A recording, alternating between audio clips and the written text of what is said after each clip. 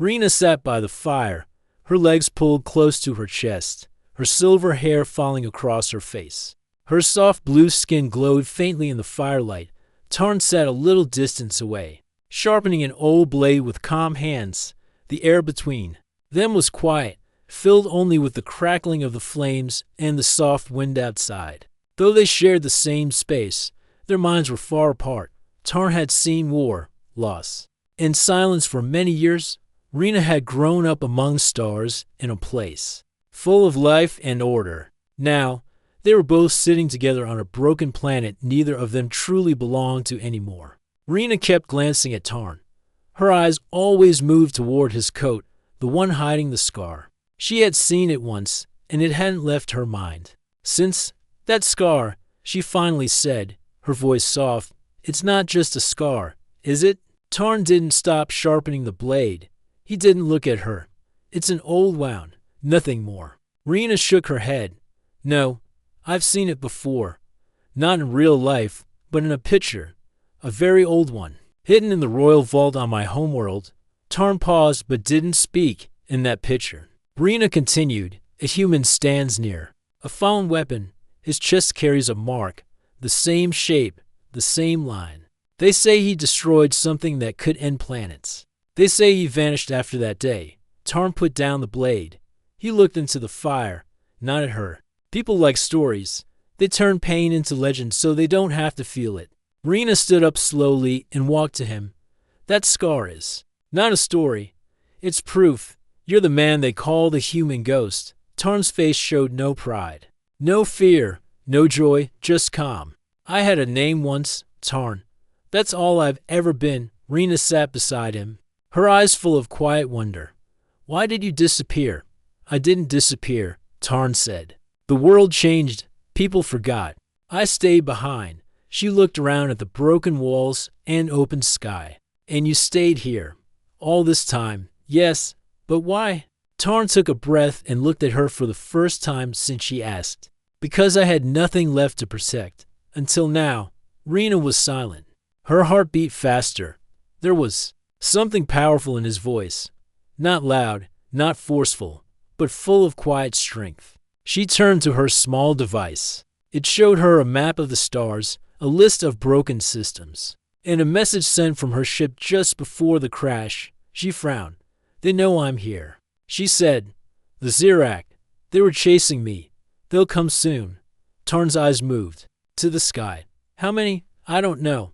Maybe to ships, small ones, fast." Tarn nodded. "You were on a secret mission." Rena hesitated, then said, "Yes, I was sent to find something. A truth buried in your world. A connection to. A warning we found in old data. It brought me here. And you found me," Tarn said simply. Rena looked at him. "I think I was meant to." Tarn stood and walked to a corner of the shelter. He lifted a metal plate and pulled out a long, strange object. It looked like a spear made of old wires and metal, but its center glowed faintly. "What is that?" Rena asked. "A tool," Tarn answered. "I built it after the war. Never had to use it. Might need it now." Rena stepped closer. "You built weapons?" "I built many things. Weapons, shields, machines that save people." She looked at him with new respect. "You're not just a fighter. You're an engineer." Tarn nodded. "That's what made me dangerous. Not the scar. Not the stories. The machines listened to me." A sound broke the quiet. A low hum in the sky. Rena froze. Tarn stepped outside the shelter and looked up. Two small ships flew overhead in a wide circle. "They found us," Rena said. "They found you." Tarn replied. He turned to her. "Stay inside. If they land, don't come out until I say." Rena wanted to argue, but something in his eyes made her stop. She went back inside and sat near the fire, her hands gripping her arms outside. Tarn watched the ships land beyond the trees. He moved silently, like a shadow. The spear in his hand hummed with a low pulse. The Zirak troops came out fast, scanning the area. They wore dark armor, moved in teams, and spoke in clicks and short words. Tarn didn't wait. He struck the first one with speed. The spear sent a short wave through the armor, and the enemy dropped without a sound. The others turned. But Tarn was already gone. He moved between trees, struck again, then vanished. Rena heard nothing from the shelter. Only the wind. Her eyes stayed on the doorway. Minutes passed, then footsteps. Tarn walked back in. Calm as before. "It's over," he said. She looked at him, shocked. "You defeated them all." Tarn sat down and poured water into a cup. "They were not ready for someone like me." Rena watched him with awe. This man, quiet, kind, and alone, had just stopped trained alien soldiers without raising his voice. She now knew something deep in her heart. He was not just a memory from a legend. He was real.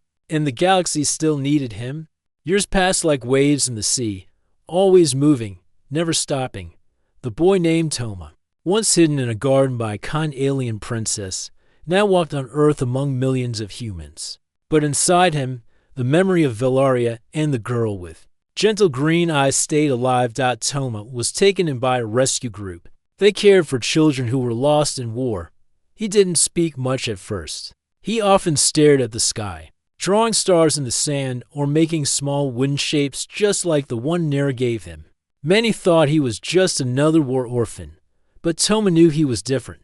He had been saved by someone the world called an enemy. He never forgot her name. He never forgot her kindness. As he grew older, he became stronger, taller, and sharper.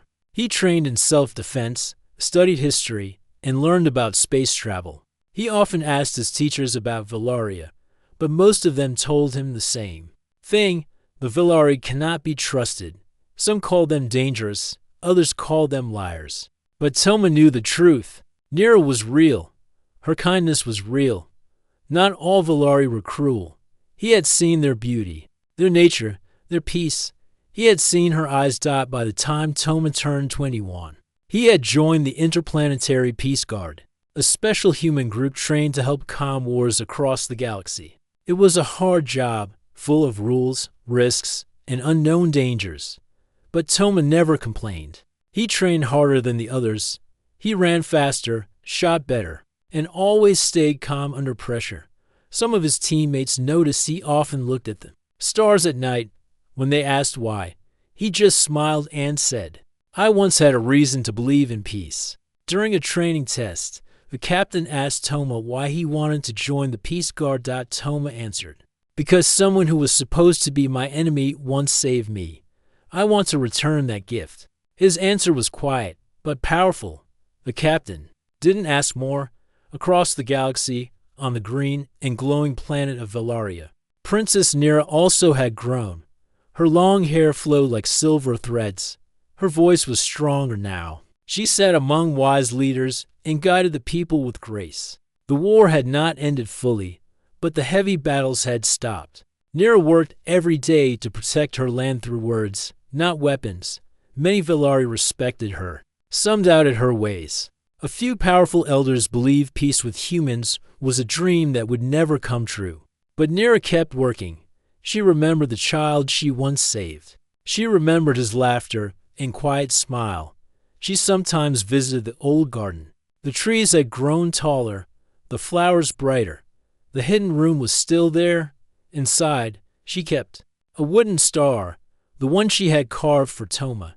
She believed he was still out there somewhere. One morning, both Earth and Velaria received the same news.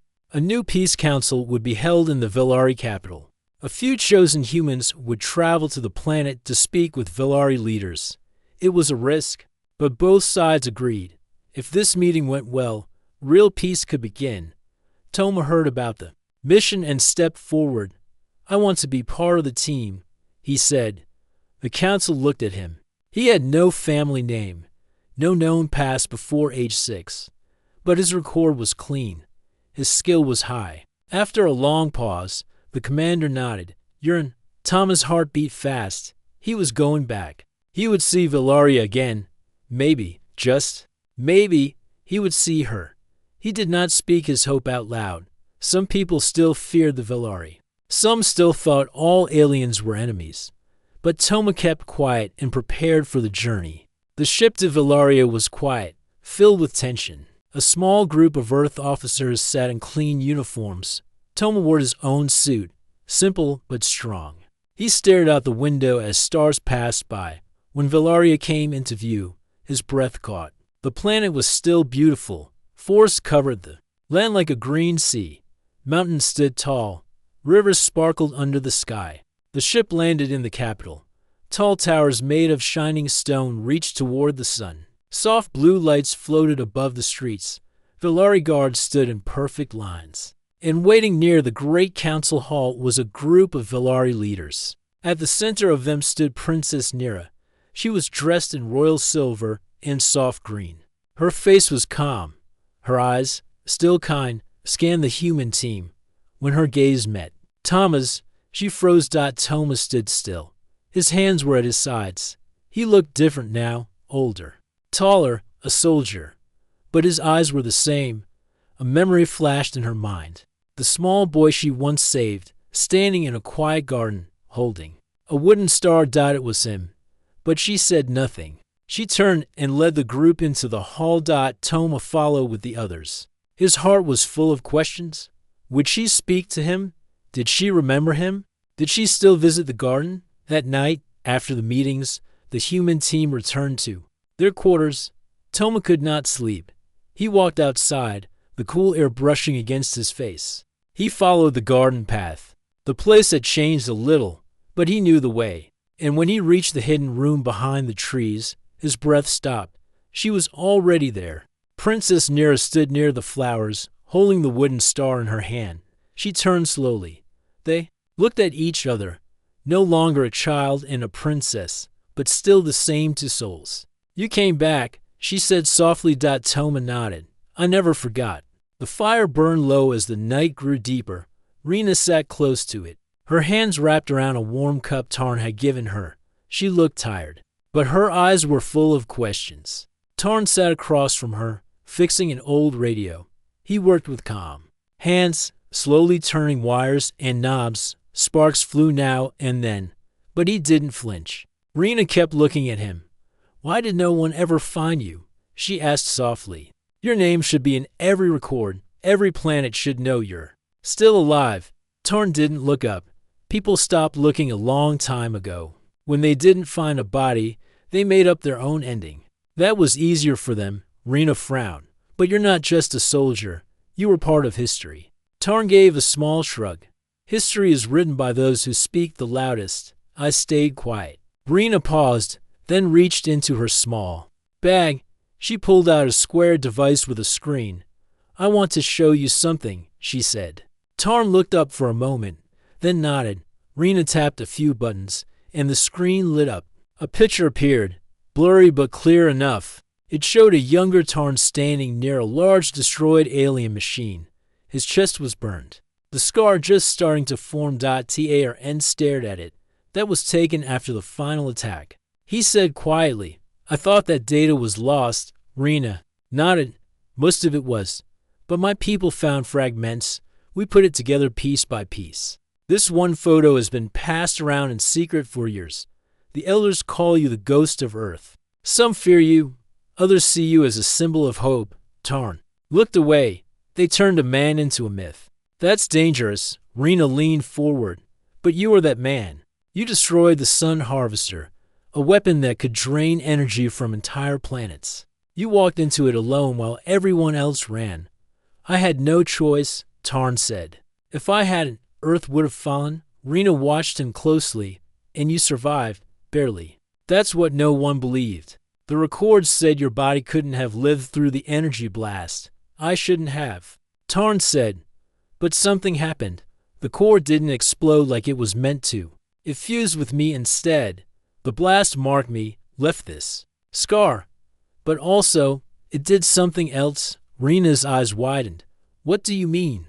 Tarn slowly pulled open his coat and pointed to the center of the scar. Sometimes. It glows faintly. It hums, especially when alien tech is near. I think the machine left a part of itself inside me. Rena touched a button on her scanner and waved it gently near the scar.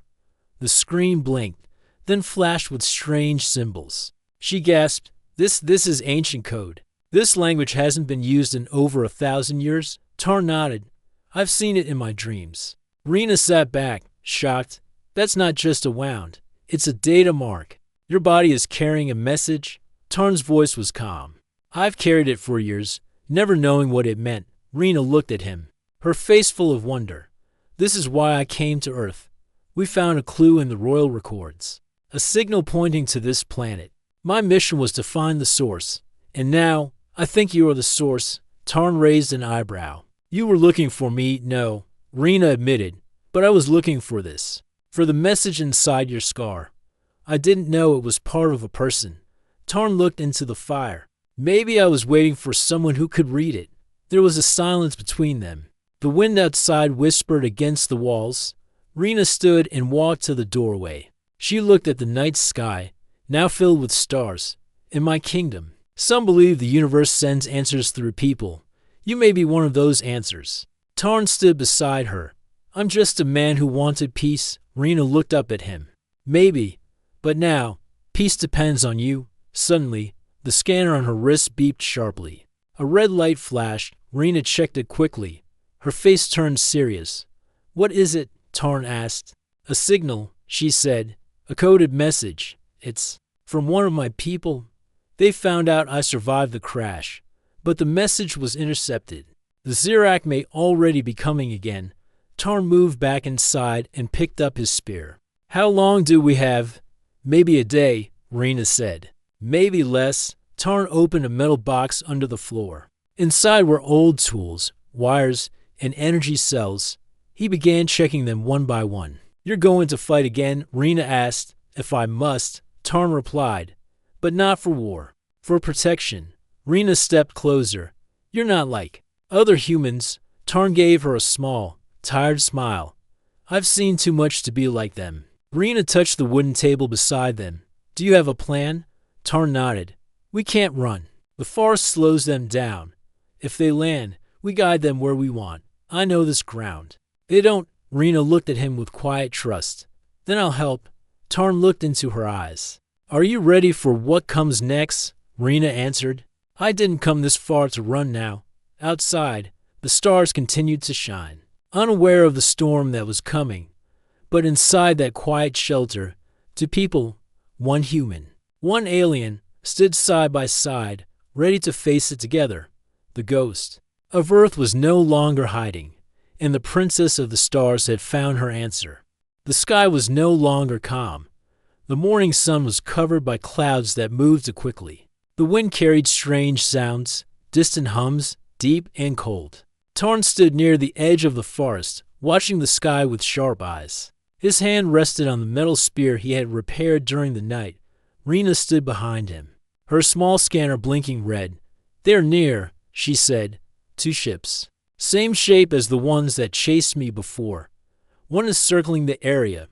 The other is slowing down, maybe preparing to land. Tarn nodded slowly. They're coming to search the ground. Standard hunting pattern. They'll land close and walk the rest of the way. Can we stop them? She asked. Ta or N didn't answer at first. He looked at the trees, the broken path, the high rocks to the west. Then he turned back. Yes, but we must act before they reach this shelter. If they do, this place will become a trap for both of us. Rena tightened her gloves. Tell me what to do. I will help. Tarn looked at her. She was a princess, trained in knowledge and diplomacy. But now she stood ready to fight beside him. He saw no fear in her eyes, only focus.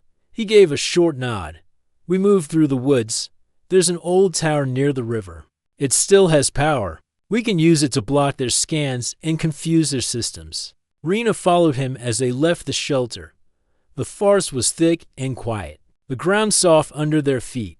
Birds flew away as they passed. Tarn moved quickly but carefully. Every step he took had purpose. Rena matched his pace. The tower appeared after 20 minutes, tall, narrow, and half covered in vines. Metal doors hung open, but the inside looked strong enough. Tarn opened a panel on the side wall. Wires sparked, then glowed faintly. Still alive, he said. Good. Rena connected her scanner. I can link it to their signal. If we send a false reading, they'll think we're deeper in the forest. Do it, Tarn said. That will buy us time. As Rena worked, Tarn looked at the horizon. He could see the dark shapes of the enemy ships slowly lowering toward the far trees. Dust rose as one of them touched the ground. Tar and gripped the spear. They've landed. Rena finished the code and looked at him. Signal sent. They should follow it. Tarn turned. Now we guide them. We'll lead them away. Not with sound or light, but with footprints and signs they will notice. They think like hunters. We must become ghosts. The two moved again. This time in wider paths. Tarn broke small branches, left prints near soft soil, and placed heat stones to draw sensor eyes. Rena helped without words. She learned fast. She understood what needed to be done. By noon, the enemy troops were far from the shelter. Tarn and Rena watched from high rocks as the Zirak moved through the wrong trail. They took the bait, Rena whispered. They always do, Tarn replied. They believe machines can outthink people. That's their weakness. But Tarn's face stayed serious. He knew it wasn't over. The Zirak were skilled fighters. Once they noticed the trick, they would come back fast. Suddenly, Rena's scanner beeped. A new signal flashed. Another ship, she said. Smaller. Coming fast from orbit. Tarn frowned.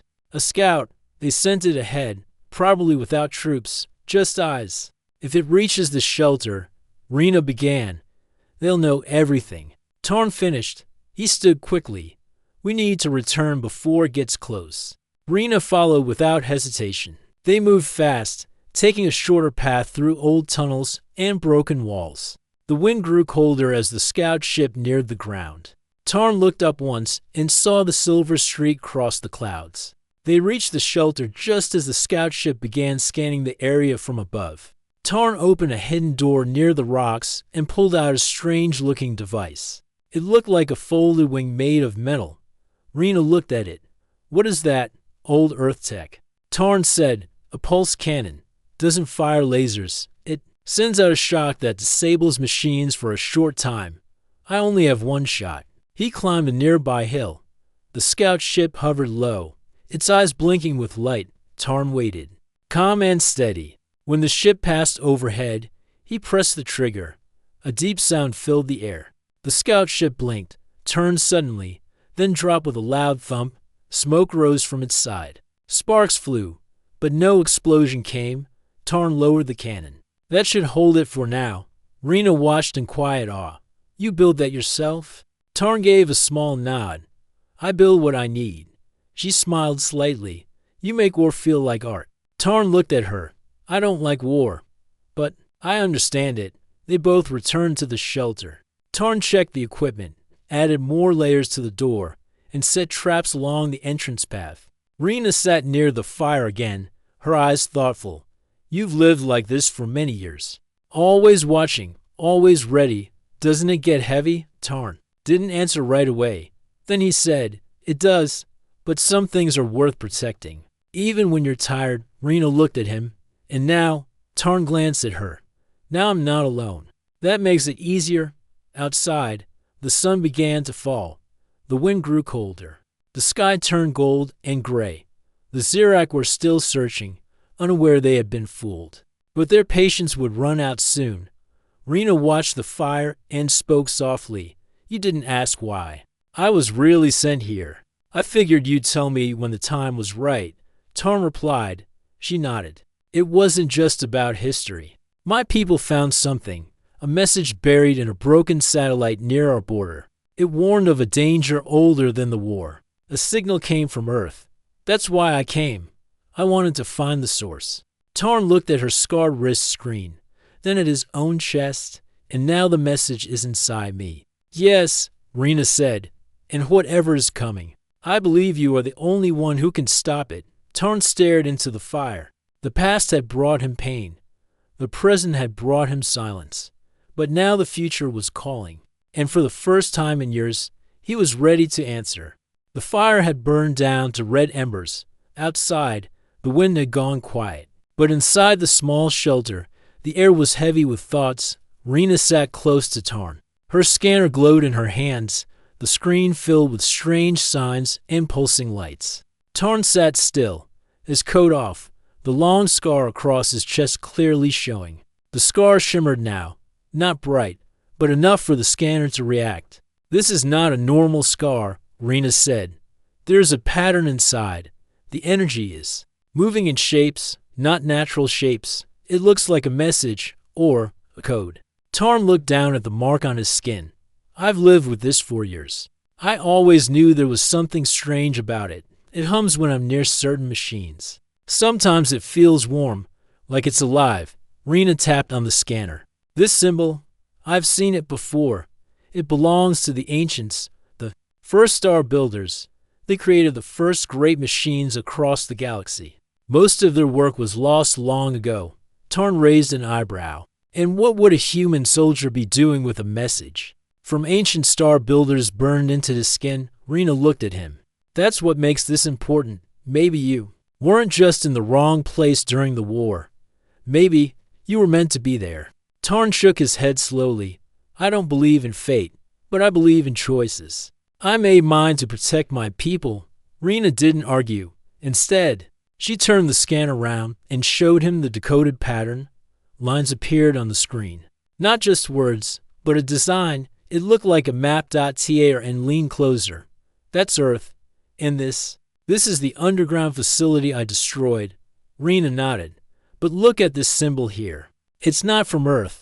This part of the message connects to my world, my kingdom. Tarn stared at the screen, then back at the scar. So, the message links to places, the past of your people and mine. Rena's eyes filled with quiet realization. This is bigger than any one war, bigger than you or me. The ancients left something behind, and they locked the key inside a human. Inside you? Tarn stood and walked to the doorway. He looked at the sky. Stars slowly appeared above the trees. He didn't speak for a long time. Finally, he said, "What if I can't do anything with it? What if I'm just a carrier of someone else's secret?" Rena joined him, stepping beside him under the open sky. Then we find someone who can help us read it fully. We follow the path, together. Tarn gave a small nod. But first, we have to survive the next attack. The Zirak are still hunting you. Rena looked toward the east. They'll return. By sunrise, I think they'll bring more this time. Bigger weapons. Tarn moved back inside and opened a large metal case hidden in the floor. Inside were parts of old machines, wires, glowing tubes, heavy pieces of armor. He began to build. "What are you making?" Rena asked. "A way to slow them down," Tarn said. "If we can't escape, we fight smart. I'll plant shock mines in the forest paths. You'll help me control the field from here." Rena helped him set the tools.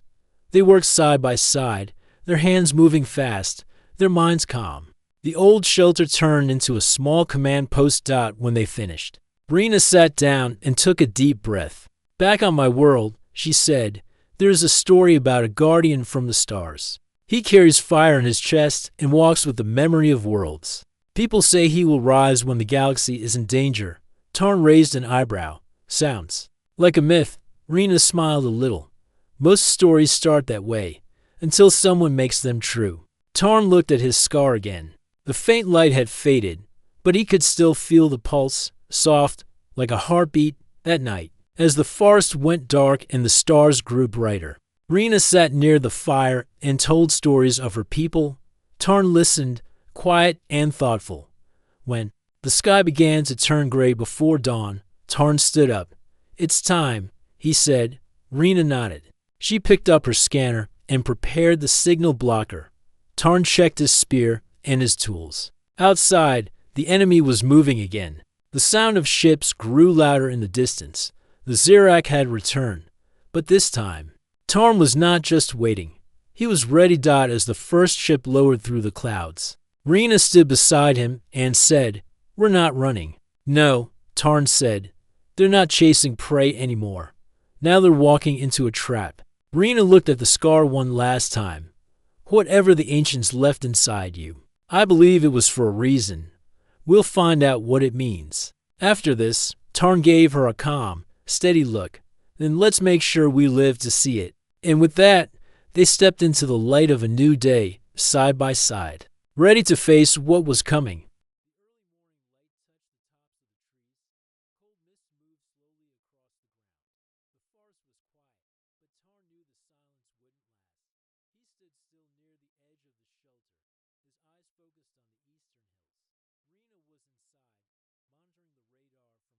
small scanner. The signal showed movement. 3 ships closing in. They're coming, she said calmly. TARN nodded. I'll lead them to the trap. You stay here. Keep the signal blocker running. Rena hesitated. You can't fight them alone. I'm not fighting, Tarn replied.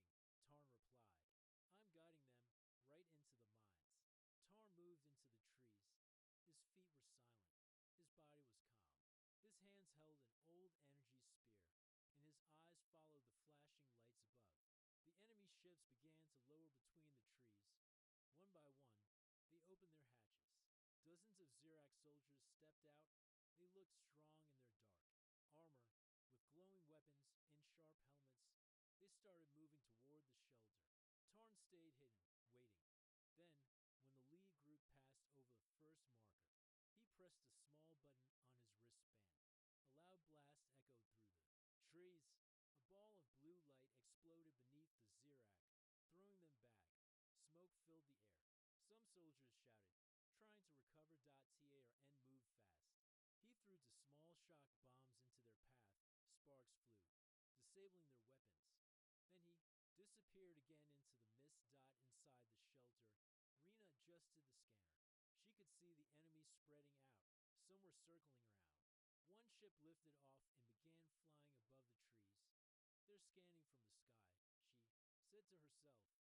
into their path. Sparks flew, disabling their weapons. Then he disappeared again into the mist.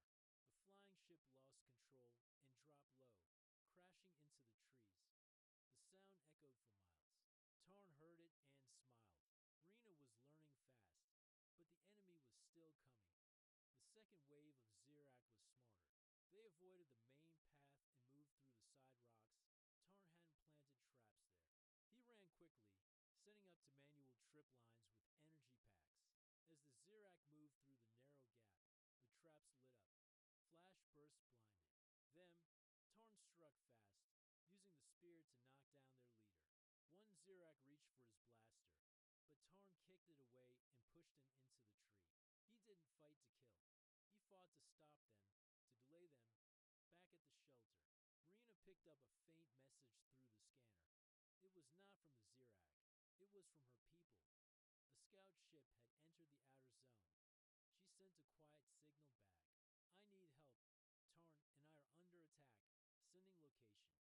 through the scanner. It was not from the Zirak. It was from her people. A scout ship had entered the outer zone. She sent a quiet signal back. I need help. Tarn and I are under attack. Sending location. Then she closed the message and returned to the signal blocker. It was getting weaker. The Zirak's command ship was breaking through. Suddenly, a loud crash shook the shelter. Rena looked up. The door was hit. Smoke leaked in. A Zirak had found the back entrance. Rena didn't panic. She picked up a small defense sphere and pressed the center. The sphere floated and released a shock field. The Zirak stepped in and froze, his armor locking. She moved quickly and sealed the back door. Then she looked at the screen. Tarn is in trouble, she whispered. Out in the trees, Tarn was breathing hard. His shoulder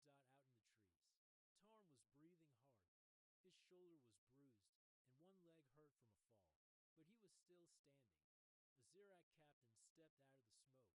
He looked stronger than the others, with red lines on his armor. He held a long energy blade. You are the human with the mark, he said in a cold voice. You carry something old. We will take it. Tarn didn't answer. He raised his spear. The two faced each other in silence. Then the captain charged. TARN blocked the first strike. Then the second. The third hit his side, but his armor held. He struck back, hitting the captain in the chest. Sparks flew. They fought hard, fast. No words, only sounds of metal, breath, and impact. Finally, Tarn fell to one knee. The captain raised his blade. But then, a soft sound echoed through the trees. A light shimmered between the leaves. A ship, small and silver, came down through the mist. It landed near the fight. The door opened. Rena stepped out, her royal crest glowing. The captain paused. This battle is over, she said firmly. You will leave now, or face the power of the stars. The captain laughed. You're one princess with no throne. You don't command me. Then the ship behind her powered up. A bright blue beam pointed at the captain's feet. My people answered, Rena said. You won't get the human. You won't get the scar. The captain captain looked at Tarn one last time. Then he gave a sharp whistle. The remaining Zirak pulled back. They disappeared into the far shadows. Tarn stood slowly. Rena walked to him and helped him up. "You came," he said quietly. "I always will," she replied. He looked at the sky. The royal ship circled above. Watching, "The message inside your scar," Rena said. "It's drawing everyone. The Zirak, my people. Maybe more." Tarn nodded. "Then we have to move fast, before someone worse comes." They both looked to the horizon. A new road waited. And so did the truth hidden in the stars? The Royal Scout ship flew high above the trees. Inside, Tarn sat quietly, looking out of the window. His shoulder was wrapped in a bandage. His mind was full of questions. Rena stood beside him. She looked calm, but her eyes showed concern. "We're almost there," she said. "Where?" Tarn asked. "To the archives, a place hidden deep in my people's world. Only a few know about it. If your scar holds what I believe, we'll find answers there." Tarn looked down at his arm. The scar, a strange, silver mark that ran from his wrist to elbow, glowed faintly under the ship's soft light. It had always been with him, but he never understood it. Now, after the battle and the words spoken by the Zirak captain, he knew it was more than just a scar. It was a key. The ship soon entered a space gate and came out near a blue-green planet. Its sky sparkled, and tall towers stood in the distance.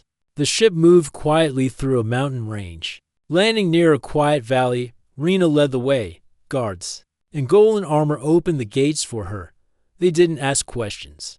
They simply bowed and let them in. The archives were carved into the mountain stone. Inside, the air was cool and filled with the scent of old paper and metal. Walls were lined with ancient books and glowing stones. A wise elder named Melon stood at the center. His hair was white and his eyes were calm. "Princess Rena," he said with respect, "you have returned with the one marked by the past." Rena nodded. "He carries the scar. We need to know what it means." Melon looked at Tarn and then stepped forward. "Show it." Tarn rolled up his sleeve. The scar shimmered in the archives. Light. Melon touched the side wall. A panel opened, revealing a crystal lens. He held Tarn's arm under it. At first, nothing happened. Then, slowly, the scar glowed brighter. Symbols began to appear. Not just lines, but shapes and maps. The lens read them and showed a glowing image on the wall. It was a star map. Everyone stared in silence. "These stars, they are from before our time," Melon said. "Before the Zirak, before even our records." Tarn stepped closer. "Why? Is it in my skin?" Melon looked at him. "Because you are not from Earth, not fully. You carry the blood of the first travelers, the ones who vanished long ago. This scar is not a wound. It's a memory, a message." Rena turned to Tarn. "Your people, maybe they were part of something bigger." Tarn nodded slowly. "That's why the Zirak wanted me. They feared this." Melon spoke again. "The map leads to a hidden system. It was sealed long ago. Some believe it holds knowledge or a weapon. Others say it's a place of great power." Tarn looked at the glowing image. "Then that's where I must go." Rena stepped forward. "We, not just you." Tarn smiled slightly.